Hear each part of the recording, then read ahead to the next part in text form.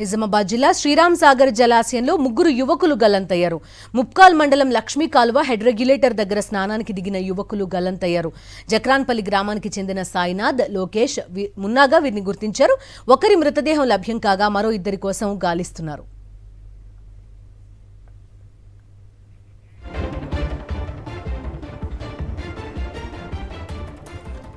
ప్రస్తుతం ఈ ముగ్గురు యువకుల కోసం గాలింపు జరుగుతోంది. ఒకరి మృతదేహం లభ్యమైనట్టుగా కూడా సమాచారం.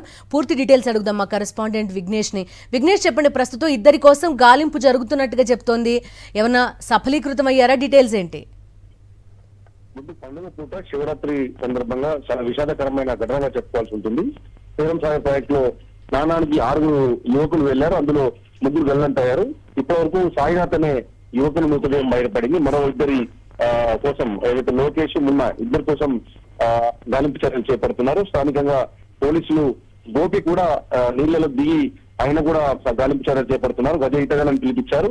అక్కడ స్థానికంగా ఉన్న మత్స్యకారులు కూడా గాలింపు చర్యలు చేపడుతున్నారు. పెద్ద ఎత్తున ఏదైతే జక్రాన్పల్లి మండలం కన్యాతాండకు చెందిన గిరిజన వాసులంతా కూడా అక్కడ చేరుకున్నారు. పెద్ద ఎత్తున రోడ్డంతో ఆ ప్రాంతం అంతా కూడా మునిగిపోయింది. వీళ్ళంతా కూడా స్నానానికి వచ్చారు. స్నానం దిగిన సందర్భంగా లోతు ఎక్కువగా ఉంటుంది. ఎందుకంటే అది ముప్కాల్ మండల పరిధిలోని లక్ష్మీ కాలువ హెడ్ రెగ్యులేటరీ ప్రాంతం అంతా. అక్కడ నీళ్లు విడుదల చేసే హెడ్ రెగ్యులేటరీ ప్రాంతం అది. దానివల్ల అక్కడ లోతు ఎక్కువగా ఉంటుంది. ఆ విషయం వాళ్ళకి తెలిసి ఉండదు అని చెప్పుకోవచ్చు. ప్రస్తుతానికైతే ఇంకా ఇద్దరి మృతదేహాల కోసం గాలింపు చర్యలు చేపడుతున్న పరిస్థితి కనిపిస్తుంది. Okay Vignesh, thank you.